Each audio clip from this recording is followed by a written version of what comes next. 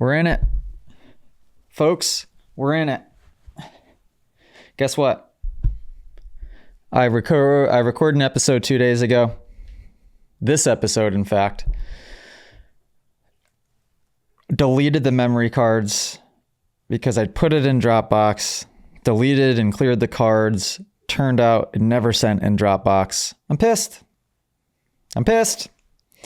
Actually, I didn't really get pissed about it, so that was a good step. But it's slightly frustrating when you record a full episode and then it disappears and you got to try to record it all over again. The good news is, guess what? We're thinking positive. It will be better because I've got a practice run. I'm going to do it over again. Also, last time, I think I forgot to reference my notes. This time, I have remember the notes. Hey, whoa. Second intro, first intro, we got tour dates. Moto Academy podcast, but before we start, we got tour dates. Where are we going? This week, as this comes out, we're at summer camp. If summer camp is actually happening as we speak and as this releases, you can buy day passes and show up and catch the last couple of days and come sign up. Go to themotoacademy.com. Tour dates after that, we got Mitchell. Coach Mitch is going to Albany MX in Oregon, July 18th and 19th. Then on the 19th of July, I'll be at Deschambault in Quebec with Tyler Medaglia. That's going to be awesome. Those tickets are selling fast. July 21st. Whispering Pines MX in BC. So a bunch of Canada stuff coming up. That's with Coach Mitchell. July 26th, Promised Land MX in Maryland with Coach Mitchell. July 28th, I'm going to be at Winchester Speed Park in New Hampshire. July 28th, Coach Mitchell will be in Wisconsin at Sugar Maple MX. August 2nd, Coach Mitchell will be at Tootle Motorsports Park in Washington. That place is awesome. August 2nd, I will be at Joliet MX in Illinois. That place is awesome.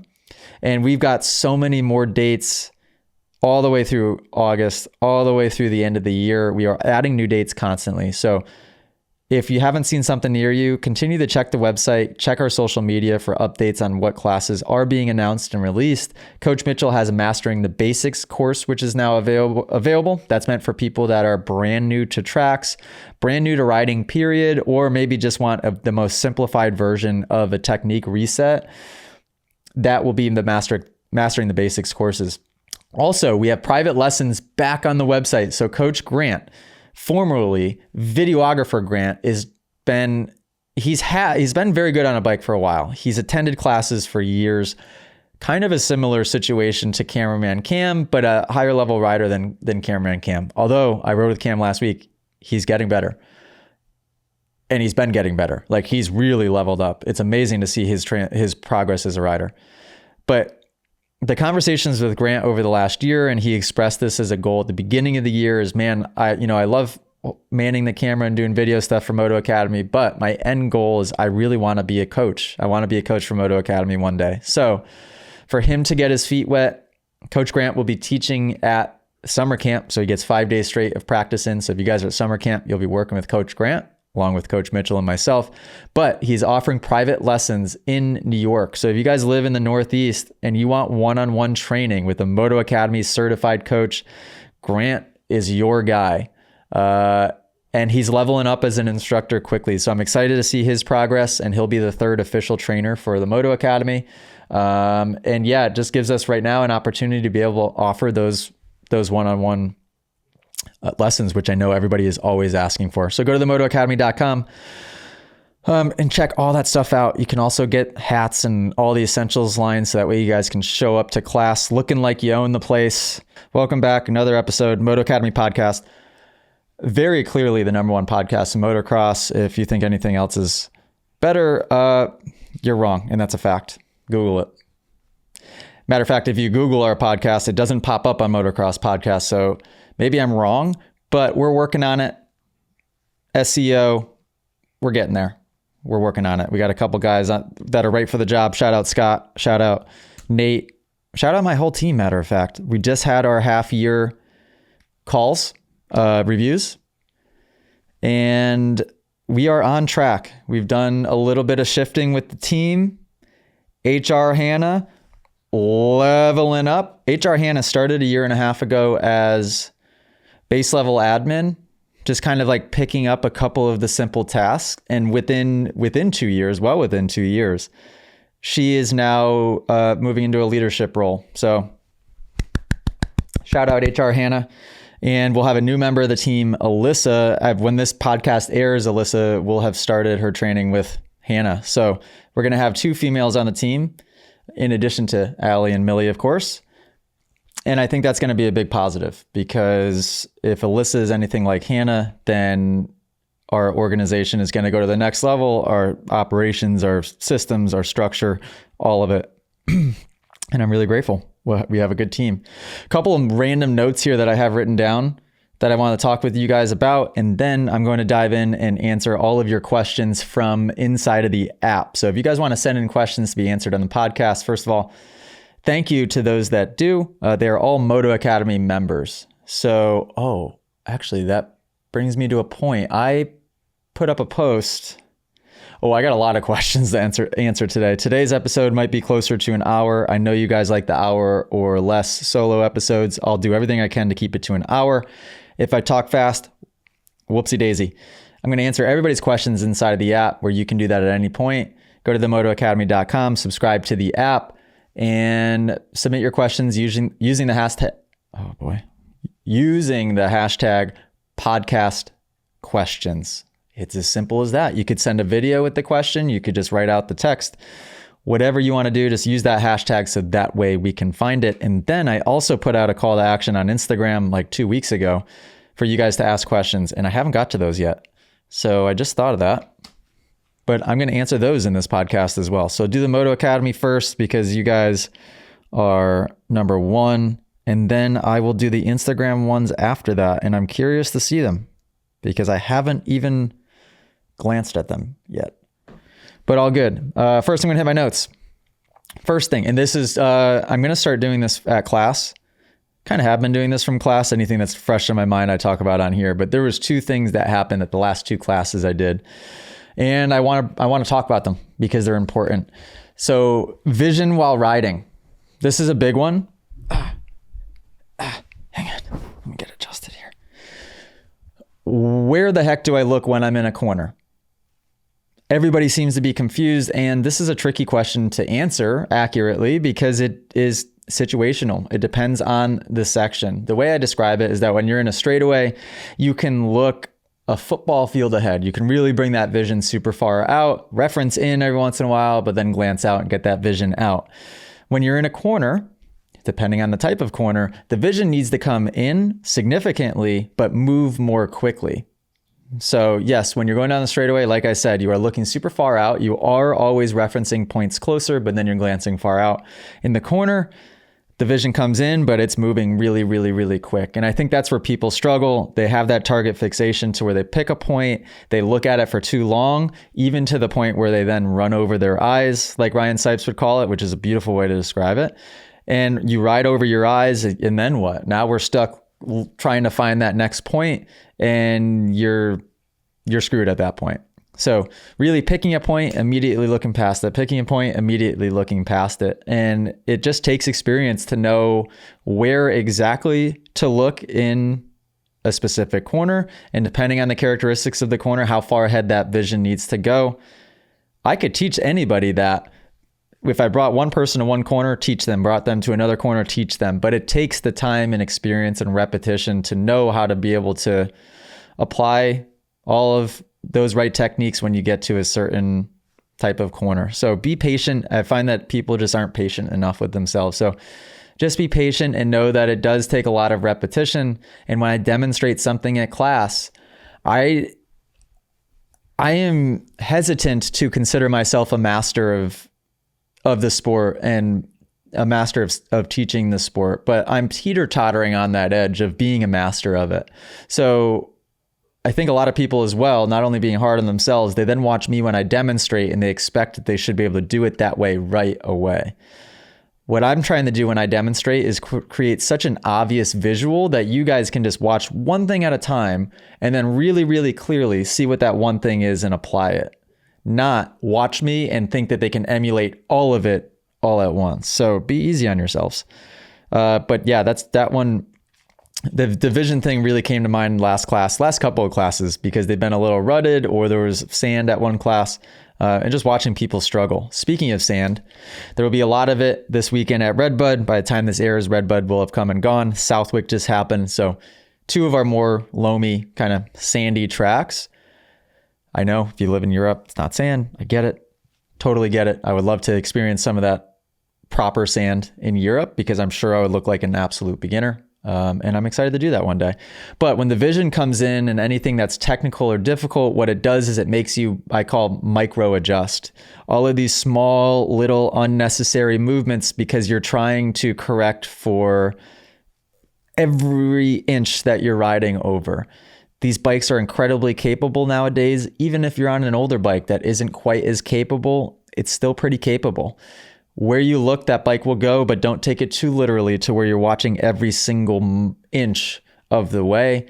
Like I said, that leads to micro adjusting and it makes it 10 times more difficult. Bring that vision up enough. If it's in a corner, it might be 10, 15, 20, 30 feet ahead. If it's in a straightaway, it might be 100, 200 feet ahead. And what you'll find is that the bike will go where your eyes go without all of those 20, 50, 100 movements in between. So if you ever see somebody, this is a tip for parents or anybody watching, maybe I should do more of these because there's so many things and cues that I will notice and it will instantly tell me that this person needs to work on this thing. So if you're watching somebody ride and you see a lot of handlebar turning, that means usually that their eyes are looking too far down and they're trying to micro adjust for every inch of the track. So next time you see somebody turn the handlebars, parents, if that's your kid, tell them to just look a little bit further ahead and try to not move the bars. If the bike needs to lean, you can let it lean with your hips and with your knees. You shouldn't really be turning the bars.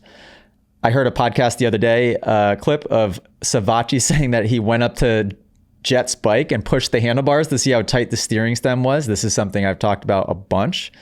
And he goes, holy cow, I had no idea how stiff that they run their steering. Tighten that steering up, guys, I'm telling you.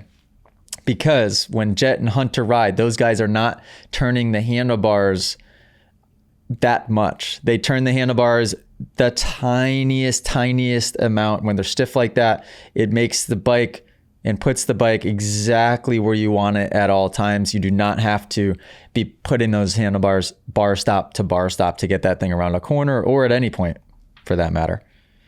Next thing I'd written down, class not being able to do rollers. Now, especially with that last episode not recording, I cannot remember if I've talked about this on the podcast recently or not. If I just did, I apologize. I'm going to talk about it again. So I've spent the last few years trying to simplify as much as humanly possible and in a lot of circumstances tell people to get away from the clutch. What I'm realizing lately is that people don't know how to use the clutch, period. So I'm sort of in a season of my training and coaching to where I've been telling people to ride with one finger covering the clutch. Certainly. Make sure that that stays there. Whether you're using it or not, it's a good habit to form. Helps get the hand in a triangle grip. Helps you lessen grip on the handlebar and your fingers there when you need it. But a good example is going through rollers. So if you're on a set of rollers on the outdoor track, like Redbud that we just saw this weekend, a track that I just taught at Super Coupe in Michigan has a very similar section. You go left-hand turn instantly into the rollers and they go the whole straightaway. Awesome to practice. I think they're safe because the people that aren't good at them can't even get the speed at all because they start as soon as you come into the corner or out of the corner, which is cool. The finger on the clutch is there to be able to initiate the wheelie. When I hit rollers, shout out, somebody that just signed up for Mitchell class. When I hit the rollers, I'll do them a gear taller. So on the 450, maybe I'll short shift to fourth instead of just screaming third for the entire section. So that clutch is used to initiate the power to get that front wheel up in the first place and to control the power to get that wheel up the amount that you want it. If you just use the throttle, you're at risk of either just creating no power and that front wheel is not going to come up at all, or too much. And then you get the front end higher than what you anticipated. And now your timing's all off. So using that clutch to really control the height of where that front wheel is going to go to initiate the wheelie. Then use the clutch again when you're at the peak of your wheelie to then place the front tire where you want on the top of the next roller. So you then kill the power with the clutch and then initiate the power with the clutch as soon as that front wheel hits. So basically you're using the clutch to get that and control that wheelie up and down the whole way through. Good way to practice is just do one roller at a time. Practice the clutch initiation, clutch pull to kill it, roll down the whoop. Clutch initiation, clutch pull to kill it, time it at the top, put a cone, draw a line so you can try to drop the front end in the same spot every time. That means you're doing it well. And then combine 2 whoops at once. 1, 2, drop down. 1, 2, drop down. Do that a few times, then do to 3, go to 3, then 4, and so on. That's a great drill. It's going to be hard to do 20 of them all at once if you've never done a single one before. So again, be easy on yourselves. If I'm talking fast, my apologies. I'm going to be throwing information at you guys like crazy. I'm going to save this next note because I think there's a podcast question that asks about it. Jet's hurt. I thought he was hurt from his crash at Hangtown. Turns out he crashed practicing.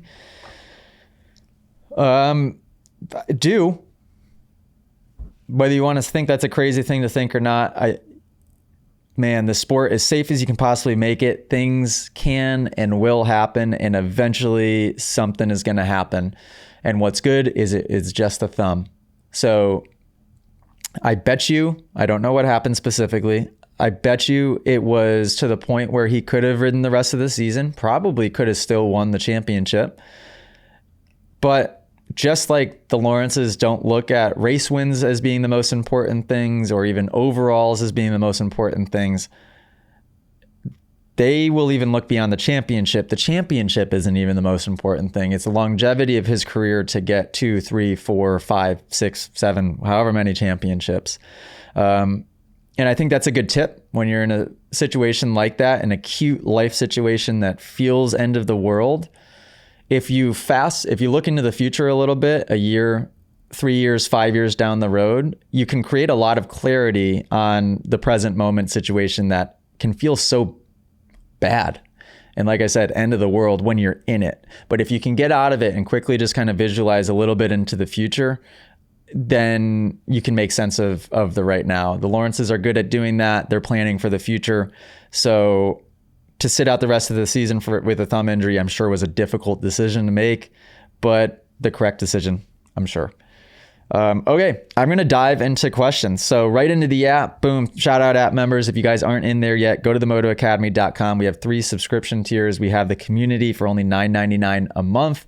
And I mean, in the community, you've got access to pretty much anything and anyone that you want. You can send me messages. You can reach out to Coach Mitchell. You can post your footage for riding analyzation with our coaches. You can sell and buy items within the Moto Academy marketplace. You can join our live streams on a weekly basis to be able to chat with me and everybody else inside Moto Academy. There's endless amounts of stuff available to you at just that $9.99 tier. Then you guys can subscribe to the courses for $19.99. That gives you access to 1,000+ hours of course material. You can watch, have drills at the end of it, take tests and pass quizzes. Pretty darn amazing. And then you can join the mastermind. So for $100 a month, you guys have access to the mastermind. We do weekly live streams for that as well. That's more for people looking to level up in everything, business, life, thinking, relationships, moto, you name it, but more of business and kind of mindset than anything. All right, Isaac Robertson. Hey, Moto fam, what would be the best amateur national races to race? I'm working towards some next year. If so, which one should we plan for? Isaac lives in Oregon is the only problem. So you're pretty far away from a lot of them. I know that Mammoth is kind of considered an amateur national. That's probably by far the closest one to you.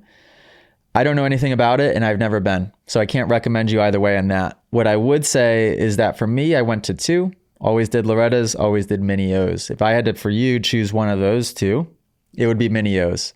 It's a week-long event. It's the week of Thanksgiving. Super family-oriented, really fun. The track's pretty fun, especially the outdoors. I think the Supercross has grown slightly dangerous over the years, but the tracks are fun. You have the Supercross for the first half of the week, Motocross for the second half of the week.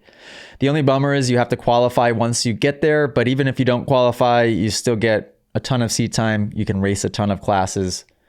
The vibe is a bit better than I think Loretta's, where at Loretta's, it's a bit more serious. Mini O's certainly very serious, but I think you would really, really enjoy it. So yeah, World Minis used to be a thing. I see the Real GP talking about the World Minis. Didn't know that was still a thing, to be quite honest. I used to go to that every year when I was on 50s. It's been a long time. Cameron Bradshaw, podcast questions. He's got one of my favorite profile pics in the app too. Shout out. Do you like the way the new Yamahas sound? The new Yamaha 450? I'd say yeah. The new Yamaha 250 stock? No, I think it sounds bad. I also think the 2024 Yamaha YZ250 stock, the way that they come, at least the 4 that I've ridden, no bueno. No bueno. If I were to buy one stock and leave it stock, I would buy a 2023 or older, not the 2024 250. No way. And maybe you guys can agree with me. If you have done something to it, what I'm sure of is that it's probably an easy unlock to create the power that you would want. But the way that they come stock, I can't believe how slow it is. It's like there's a governor in it. Is there a governor in it? Maybe there is. I don't know. But I also don't like the way they sound. Second question from Cameron Bradshaw. Good question, by the way. I like little easy ones like that. How often do you see people using the clutch too much versus not enough at class? Kind of just touched on that. I think, it commonly goes both ways. You had a lot of people that are using it. Not a lot of people. You have some people that use and abuse it too much. We had a VIP at the last class and I kept yelling at him because he was the whole way through the corner. So you could tell he must have been he was slightly older, probably 35 or older. So probably grew up on 2-strokes, maybe was used to using and abusing. So trying to get him more off of it. Then more often than not, I see most students 4 fingers on the throttle, nothing on the clutch, not using it ever. That's equally as bad. If not, that's probably almost worse.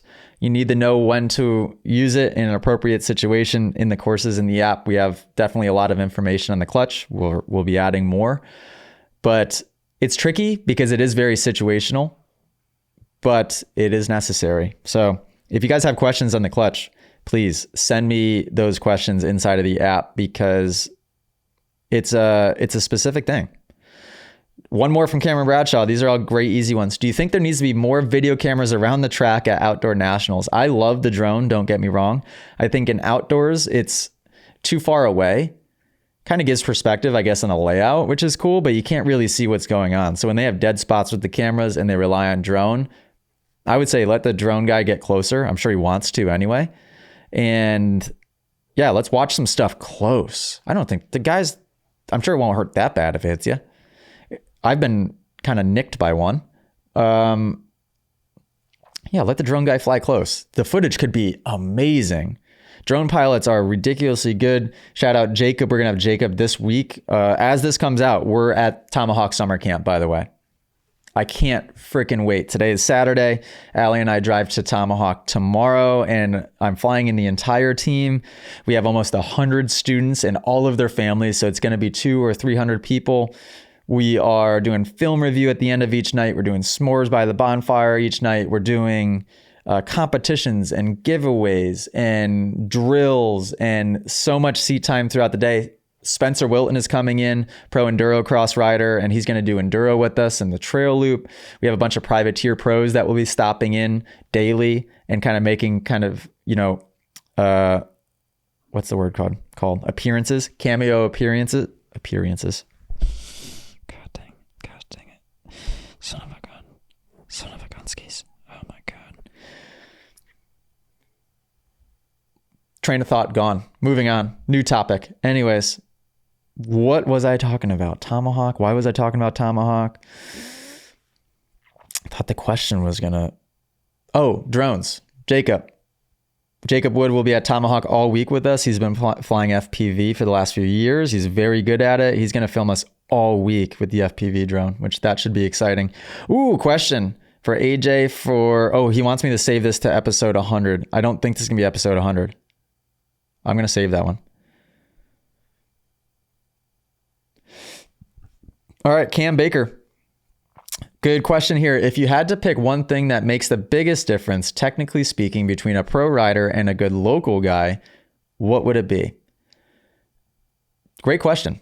Pro guy versus fast local rider. What is the difference? I think the difference is that the pro guy can do it, at least the good pro guy, can do it corner after corner, section after section, lap after lap, not really mess up. If they do, you can barely notice, and they can do it for extended periods of time. I think the fast local guy, this is at least sort of the stereotype I always envision in my head, is the person that can certainly go fast, but you know, if I told them to go hit a corner 10 times in a row, they're going to get 2 or 3 of them absolutely setting the world on fire. They're going to crash 2 or 3 of them. They're going to make huge mistakes the other 2 or 3 of them. And it just leads to zero consistency, leads to, you know, longer durations of riding and maybe getting tired towards the end of motos, leads to people that get arm pump, all of these things, and probably more technique mistakes. So you watch a fast local guy, usually you'll be able to point out more things wrong than when you watch a pro, because they haven't spent the time to really develop the everything. That's of course a generalization, but typically somebody that hasn't made it to the pros and hasn't been able to level up to the pros, it's because they hit a ceiling somewhere along the way. A lot of times you hit the ceiling because you don't develop all of the things, right? So that would be the biggest difference. What makes the biggest difference from a technicality point of view, pros versus pros?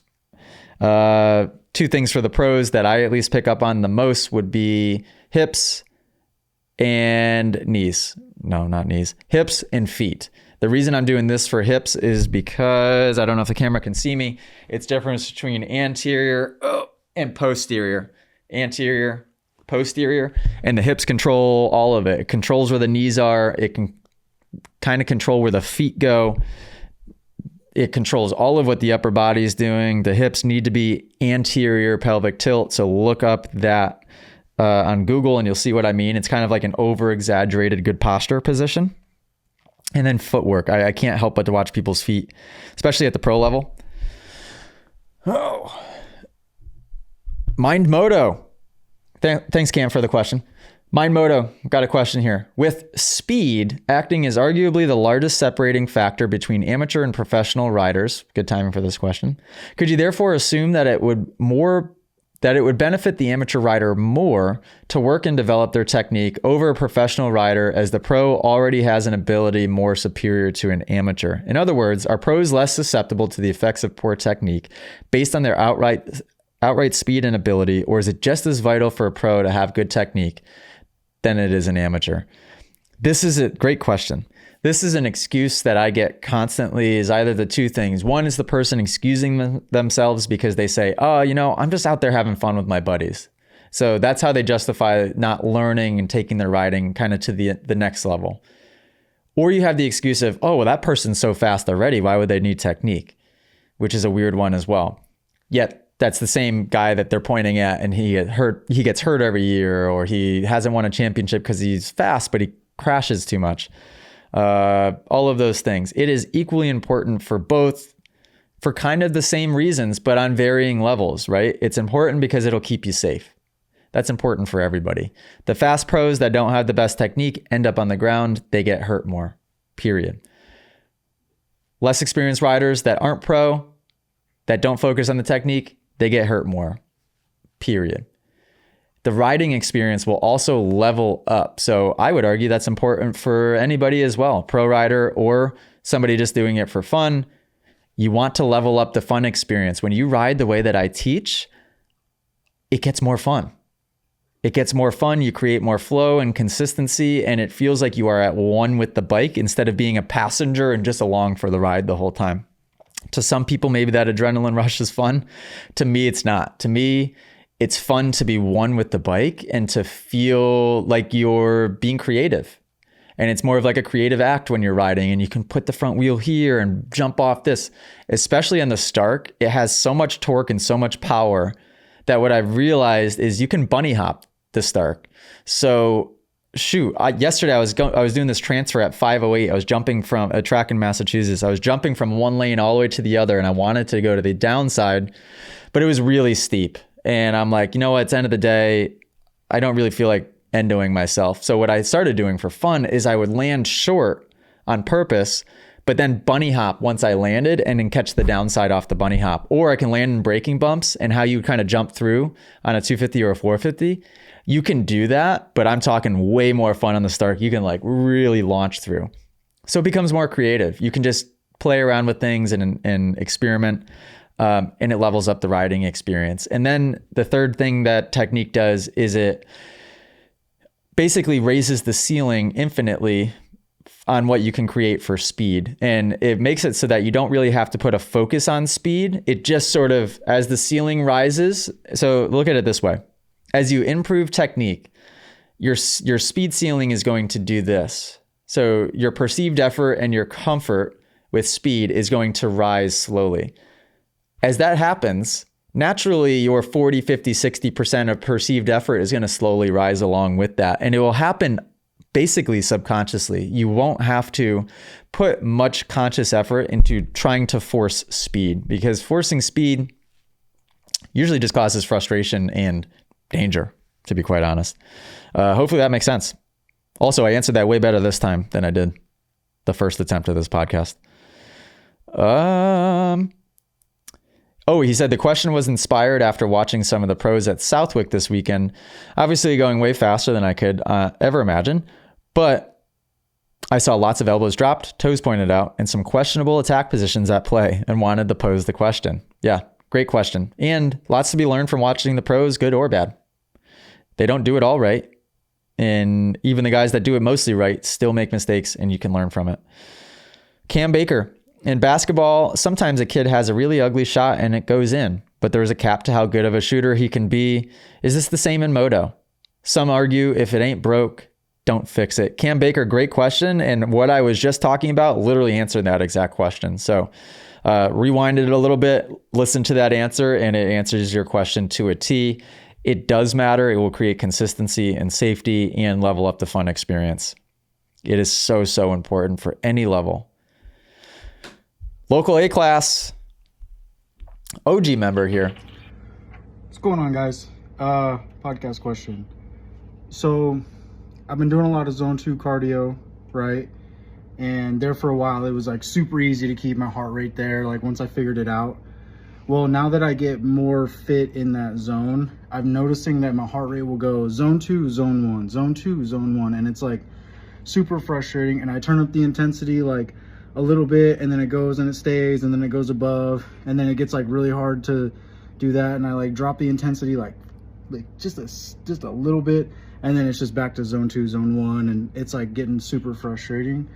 So what do you recommend that I do to try to like keep myself where I should, and any tips on just keeping myself in that zone? Because it's like really easy until it's not. Thanks. Local A-class, shout out, great question. Zone 2 training is a good way for me to describe it. Hashtag not a personal physical trainer. It's conversational. So zone 2 would be you're at an effort. Everybody's heart rate zone is slightly different. Maybe for me, it would be 120 to 140-ish, somewhere in that area. Conversational. On the verge sometimes of not being conversational, but you could be doing your effort and sitting there and still talking to somebody. I would say it's harder to be consistent in keeping it in a zone. And what zone 2 is good for is it's good at creating base fitness, which essentially makes you more efficient at operating within that zone, which is good so that you don't just kind of bypass through that zone quickly and skip right to max heart rate. It makes it so you can really effectively operate at like tempo speed, which is nice. It's important to have on the dirt bike. Local A-class, I would say it depends what you're doing the zone 2 training on. Are you running? Are you rowing? Are you on a stationary bike? Are you on a mountain bike? Some are harder than others. If you're on a stationary bike, it's pretty darn easy to get into that heart rate zone and keep it. If you're riding a mountain bike going up and down hills, that can be a lot more difficult. If you're running, it can be slightly easier than mountain biking, but still can be difficult to stay in a zone 2. Don't get frustrated. You're probably skipping it by... Oh my God, blew out somebody's headphones. Whoops. Well, one more coming.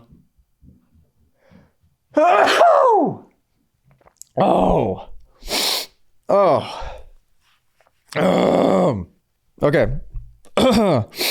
Ugh. Okay, we're back. After those short messages, this episode is sponsored by The 7 Spiritual Laws of Success, written by Deepak Chopra.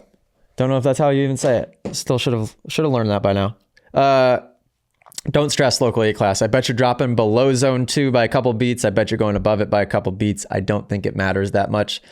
I think it's not worth that concern. Hopefully, the more and more you do it, you should get more dialed in. The time periods 2017 to 2020 that I was super really fit off of the dirt bike were time periods that I could tell you what my heart rate was just without looking at a heart rate monitor, because I got that dialed in. So the more you do it, you'll get there. In the meantime, don't stress about that. That's not worth stressing over. Durb had a good question, but it's for Allie and I, so I'm going to skip that one for now. Matthew Tremblay. Podcast question. Hey, I just got out of surgery. My scaphoid, they put a little pin in the bone. Nothing misplaced. Hope you're healing well, Matthew. How can I improve my healing process? Do you think some natural products help or proven methods? Do you know if hyperbaric chambers work really well? What do you think about PRP? Stem cells would be awesome, but out of my budget. What would you recommend? So, and he said, if it happens to Jet, what do you think he would do? Well, that's interesting because now Jet just got hurt and just had surgery. This question was sent before that. You know, Jet's probably going to do all the above because he can afford anything he wants. And the thing is, with most of those expensive other things, you might be squeaking out fractions of a percentage. Sometimes maybe more than that, but usually you're really dealing with fractions of a percentage. I think, again, not a personal trainer, not a doctor, but I would think diet and hydration. And with diet, really focusing on eating foods that are anti-inflammatory and not eating a bunch of processed foods and carbs and crap like that, because that's going to screw up your healing more than any of the things you just listed. And probably the most affordable of all the things you just listed. Yeah, eating healthy, eating really well can get, especially nowadays, pretty expensive. But just eat healthy. Keep it simple. And hey, if you do that, you've got to, at least last time I hung out with Jet, you got to step ahead of Jet because he didn't eat entirely healthy when I was with him. He ordered 2 things of Chick-fil-A and not just like a couple packets of Chick-fil-A sauce, just bought a full bottle of Chick-fil-A sauce. Granted, this was over 2 years ago, so I get it. When you're 18 years old, I was eating Frosted Flakes. Let me just go down the list. Frosted Flakes, Yodels, Ho-Hos, cupcakes, Breyer's ice cream, full tubs of it. I could sit down and eat a full tub of half gallon of that bad boy at night. Captain Crunch, even though it destroyed the roof of my mouth, still did it anyway. What were some other favorite cereals? Then I upgraded to like Special K, still probably equally as bad. I used to have so much milk. Mac and cheese, big one. Grilled cheese with some chicken noodle soup. I would dip the grilled cheese in the chicken noodle soup. That was probably one of my more healthy options as well. But the diet was not good. Gushers, fruit roll-ups, bagel bites, pizza rolls, Danimals. Is that what they're called? The little the kiddie yogurt things that you would drink. Delicious. I'm sure horrible for you. I mean, my diet was unbelievably bad. And I was thinking about this the other day. I got diagnosed as either hyper or hypoglycemic. I can't remember which one it was. It was the one that my blood sugar would just plummet out of nowhere. And reflecting on it yesterday, I was like, oh my God, you know what? Obviously that was happening because I was living on sugar. So my blood sugar would spike and then it would plummet. And I couldn't finish motos because I would just, granted, I had no body fat. And I was probably, burning muscle, but I probably didn't have body fat because I was eating all sugar and everything was just burning. And then I would feel like I was about to pass out because I just had no energy left. So yeah, long-winded way of saying eat healthy. Hope you heal up. Stephen Balby, podcast question. If anyone has a solution, comment below. Let's hear it. Hey AJ, so I've been racing the spring series at my local track, and I feel like I got my form down, but I'm not getting any faster. I'm oversending jumps I'm just not getting faster.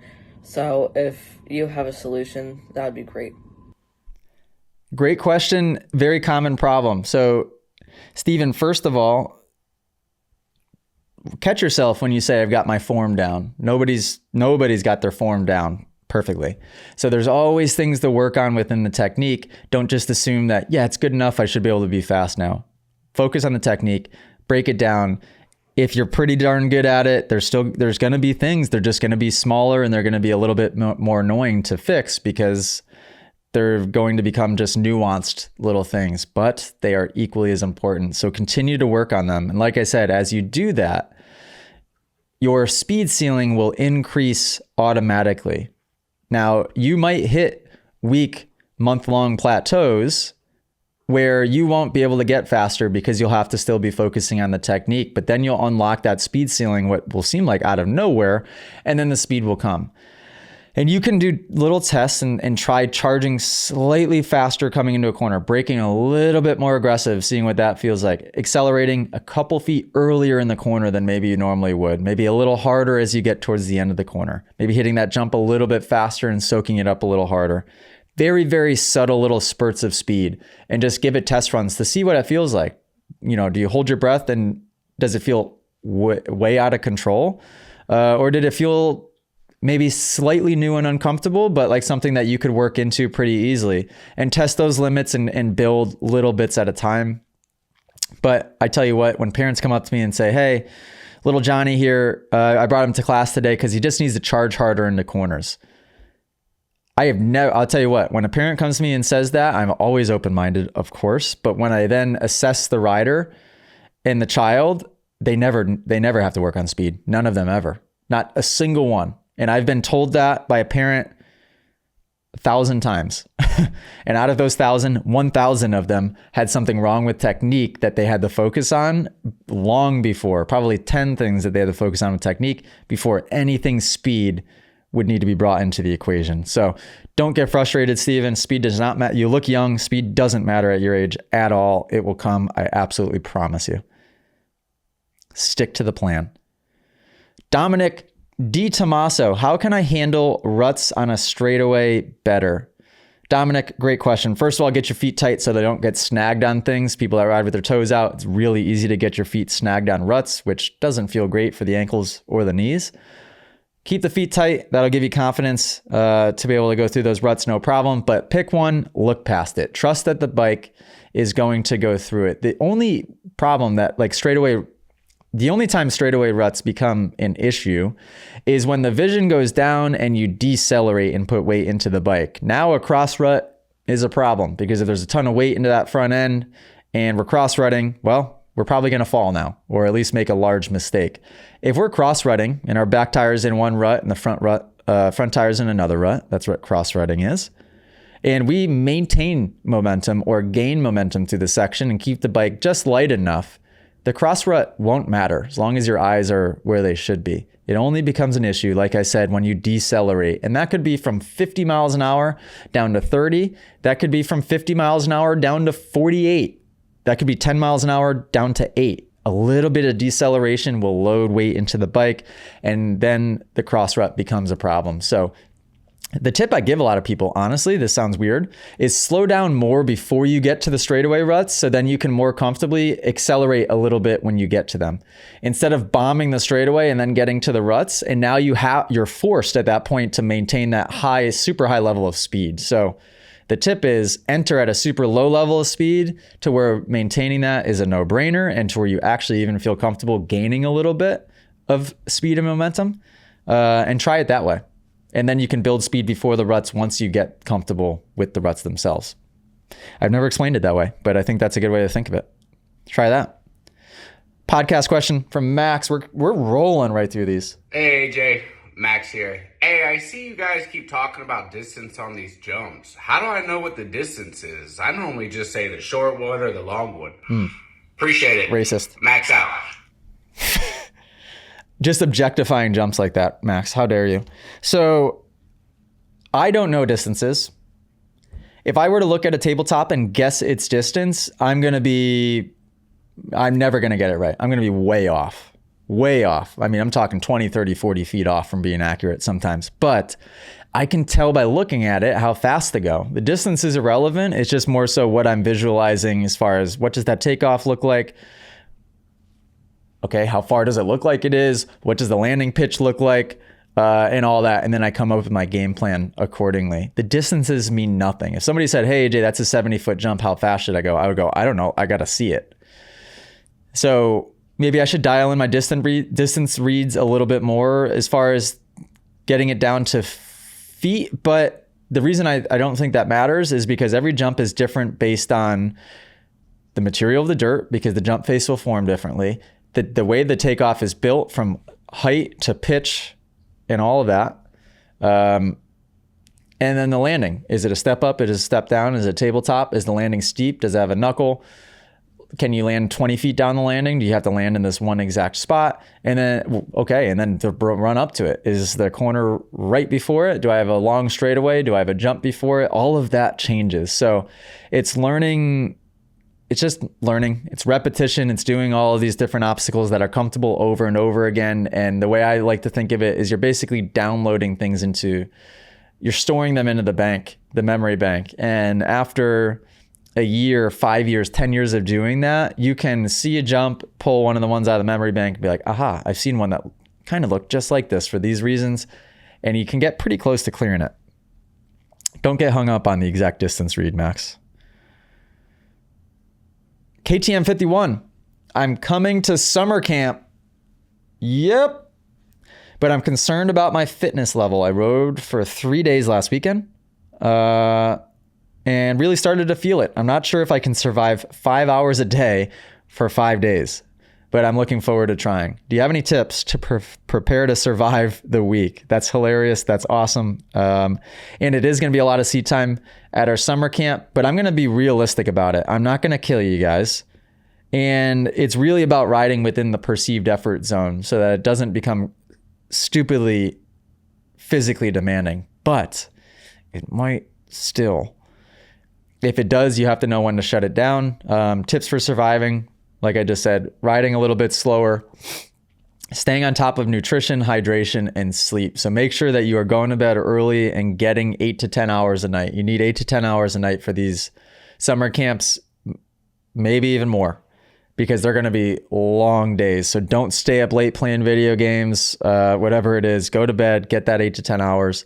Hydrate like crazy with an electrolyte powder. Element is supposed to be sending us a bunch of sample packs to give out to everybody, but bring some good electrolyte powder to have in your water all week long. We're going to be sweating like crazy every day. If you don't stay on top of your mineral intake, you're going to sleep worse. You're going to get cramps. You're going to be like chronically dehydrated throughout the week. And stay ahead of nutrition. Wear a camel pack for the week if you have to. Stuff that with snacks. So that way when I'm sitting there yapping away or Coach Mitchell's teaching a section, you can go in and get a snack, get a quick drink, whatever it is. Because it is going to be a lot of riding. But I think as long as you stay ahead on that stuff, you should be fine. You should be just fine. Oh, we've got 2 questions from the man, the myth, the legend, Premix Papa. He has the best questions out of any. I'm sorry, everybody. He's got great questions, but the Premix Papa, he might take the cake. Let's hear it. Let's hear if it's called from the hotline. Oh, it is. Premix Hotlines, Premix Papa. Hey, AJ. Hey, quick question. How do we effectively inform parents of young riders the benefits of the attack position? Thanks, man. Man. Oh, and he got frozen. I love the little things he does in those videos. What a creative guy. I love creative people like that. Shout out Premix Papa. You're the man. Shout out Chad. He's going to be at summer camp at Sunset Ridge. So if you guys are going to that one, you'll get a chance to hang out, ride, and maybe even get a little bit of coaching and tips from Premix Pops himself. And I did hear through the grapevine, he's thinking of starting a little something that's going to be pretty cool. What the heck was the question? How do you effectively go about informing parents the benefit of technique and the attack position? Oof. Lead by example is going to be the best one. I think that you said it. He rides so well and so perfectly within the position. People are going to take notice of that. And I think the people that are ready to learn are probably going to seek you out and ask. That's number one. So lead by example. That's important. And you know that. Number two, and he knows all of these things, by the way, he's asking for everybody else. So I can answer a nicely formulated question. So leading by example is extremely important. That's why I think what separates Moto Academy the most, or there's many things that separate Moto Academy from all different trainers, but I think the one really cool thing is I live by the technique probably more than any other trainer, period. I think that I've put more time into perfecting and making it look perfect is a bad word, but as spot on as humanly possible. I think I've done that more than any other coach. So I really live by it. And I think people recognize that. They see, if they're ready to change, they see how well it works, and then they'll come and ask. If you see the people at the track and the riders at the track that are really struggling and they look dangerous and it looks like the parent needs to have that information of like, your rider needs this, so they're going to get themselves hurt. That's tough, because some people, if they're not ready to hear it, they're not ready to hear it, and it's going to be hard to approach them with anything. I would just recommend saying, hey, have you thought about X? Have you thought about joining this local, maybe there's a local trainer that offers one-on-one lessons and maybe it would be worth doing. Or, hey, I'm good. I'm inside the Moto Academy app. I'm friends with AJ. I'm not a coach, but, oh man. Yeah, I think you could do that in such a nice way to where it's not coming from ego. It is not egotistical at all. If they receive it that way, then that's unfortunate for them. But I think you could just do it in the kindest way possible. I don't know. Normally I'd have better advice for this. Yeah, just ask. Go up and say, hey, are you open to a suggestion? That's it. Do that. Are you open to a suggestion or a recommendation? They say yes, offer that as simply as possible. Say it's not, even coming from me. I learned this in the Moto Academy. I just recognize it in other riders, and I thought this would be an important thing to see. Maybe even have the video pulled up and be like, see, you can look at it right here. This is inside the Moto Academy app. You can subscribe for $19.99 at themotoacademy.com. And this is how you do it. So maybe take a video of little man and then compare it to this video quick and look at the difference, and you'll maybe see it'll be obvious why. Yeah, that's great. Ultimately, that is what we're trying to do. We're trying to create a global network of riders that ride in a safe way and can recognize others and help others along the way and introduce others to it in a safe, easy way as well, to segue them into the sport without, buying the wrong bike, getting hurt on it immediately, selling it, and then instantly getting out of the sport. Premix Papa, excellent question. Podcast question, hey, from Dawson 401. I did not know you could do this, by the way. He put up a post with a picture in the background. How'd you get the picture in the background of your post? Super cool. I don't know how to work my own app. The updates that come out in this app are nuts. There's a picture of Jet riding in the background, and then there's text in the front. Can I click the photo? I can. Whoa, that's a cool way of doing it. Then you can click the photo and just see the photo, but it acts as a background to your writing in the meantime. Sweet. Podcast question, Dawson401. Hey, AJ, what's your favorite national to watch? Which one was your favorite one to race? Favorite national to watch in person? Redbud, pretty fun. Unadilla, pretty fun. All the tracks that have good, did I say Millville? Millville, kind of fun, although it's hard to see a lot of that track at once, so maybe I take that back. What are some other ones? Ironman seems like it'd be no, I've been to Ironman. Ironman was kind of fun to watch in person, although pretty hard to see. Yeah, best ones I'd say would be like Unadilla. You can get a perspective of a lot of the track all at once. Southwick, you can't see a freaking thing. A lot of the tracks you just can't see enough. Washougal, can't see much. Favorite ones to ride off the top of my head, Millville was always probably my favorite. Redbud was up there. Southwick was up there. I loved Washougal. Never raced Ironman. I think Millville was my favorite. Such fun jumps. The rollers are fun until you get tired. The dirt is awesome. And it's been prepped so differently on different years that I've gone there. I've had a chance to experience that track on so many different levels of roughness. Good question. Derb. Jet is done for the motocross season. Need instant reaction. You like that reaction? Holy shiza. This changes everything for the rest of the 450 season. Hunter or Chase? Who's going to take it? Hunter. That's going to be a fun one to watch, though. That's going to be a fun one to watch. I think that as I'm trying to like think through the tracks that are left for the rest of the season, and I don't know if I see a weakness or a strength in one way or the other in Chase or Hunter there.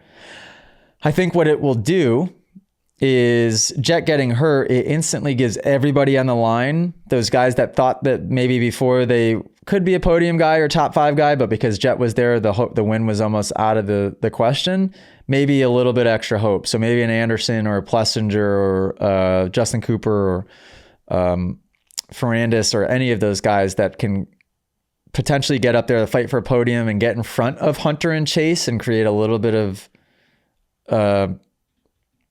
parity there instead of just being 1 and 2 the whole time. That's what's really going to toss it up. It's going to be interesting. I couldn't believe it. When I read the thing with Jet, I was like, no way. He just, I said it earlier in the podcast, he hasn't had an injury in so long. The sport will eventually claim you, even if it's in a small way. And thankfully this time it was a thumb. Don't know how bad the injury was, enough to have surgery. So, but it's just a thumb. So think, it could be much worse than that. But interesting. Yeah, as soon as I'm done with this podcast, we're going to watch a little bit of Redbud action, which will have already happened by the time this podcast comes out. And we're going to end it. Oh, wait, no. So I'm going to do this. We're going to then do the Instagram ones quickly, and then we'll end it there. But ending it with Moto Academy people. Oh, I love this stuff, man. Oh. Premix Papa, this is Premix Hotline. Hey, AJ, quick question. Okay, we've been riding our small corner tracks for weeks, and then we have an opportunity to ride a large prep practice track. This thing is big, it's fast, we're grabbing another gear, and then we find out our timing is way off. Any tips on making that transition? Do we need to start finding other large prep practice tracks to spend time on? Or is there something that we can do when we're going back and forth to these small corner tracks to the big tracks? Thanks, man. Really appreciate it. Ooh, Premix Papa! Seriously? I'm talking to AJ right now. Oh, yeah, the super fans. The super fans can get annoying, can't they, Premix Pop? Especially when you get next level famous with it. Excellent question. Common problem, and maybe a problem that people don't even reflect on and realize is a problem, is if you have access to a corner track or a figure 8 or an oval track and you're doing a lot of drill practice at really low speeds, and then all of a sudden you get to the big practice track and you can go in 3rd gear and 4th gear and 5th gear, your timing is going to be a little bit off at first, and it's also going to feel faster than it is. Your eye speed might be off, and your eyes might not be able to catch up at first. So, simple answer, the most important thing to do is tempo motos. Start with a moto. What a tempo moto is for me is I start ungodly slow, and then I build into a pace. I might stay out there for 40 minutes. I build into a pace, lap after lap after lap, slowly but surely, 10%, 15, 20, 25%, 30, and so on. And you're able to build up the speed, let the eyes catch up slowly, let your breathing kind of catch up and get used to it. Get used to where the gear shifts are happening, and get used to just the raw speed coming at you and just getting used to it. If you go out there guns a-blazing trying to keep up with everybody, you're going to mistime your shifts. You're going to feel like you're going a gazillion miles an hour. You're going to hold your breath. You're going to get tired. You're going to get arm pump. You're probably going to crash. And all of that technique you worked so hard for is going to probably get lost in the mix of all that. So tempo motos, start slow, build into a pace. Great question. And that's a great solution for you guys there.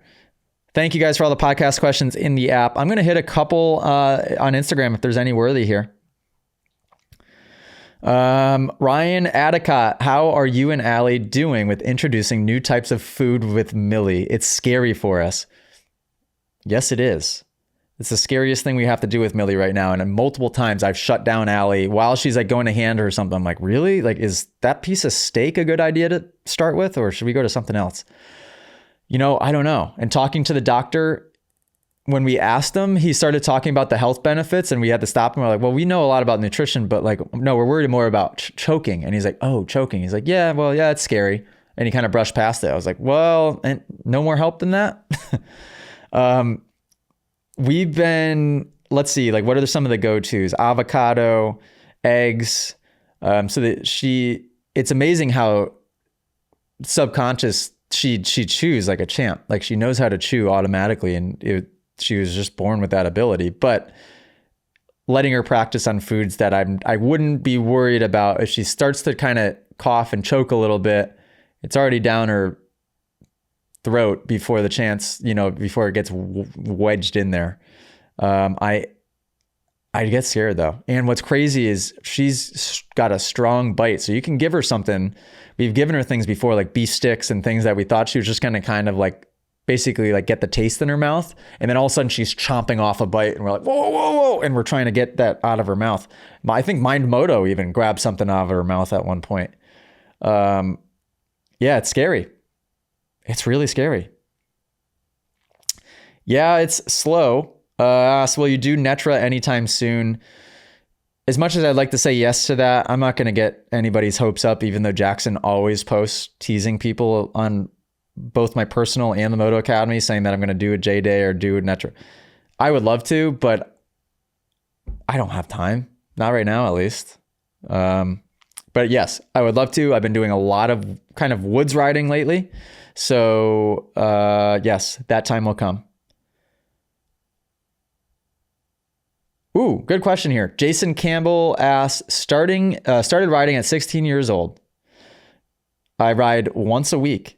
Chances of being the best? ? I'm determined. No.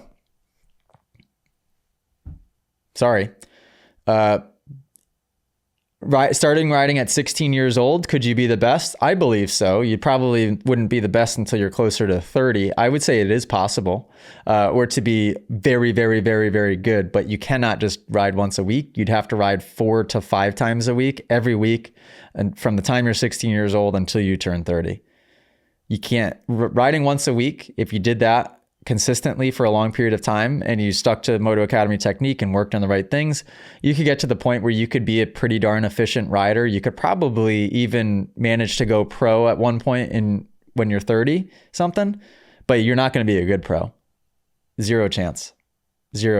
And I don't say zero chance lightly, but yeah, you'd have to put in more time than that. Which is fine if you ride once a week for now, and then maybe the opportunity presents itself in a few years to where you can ride more often. Start riding more often.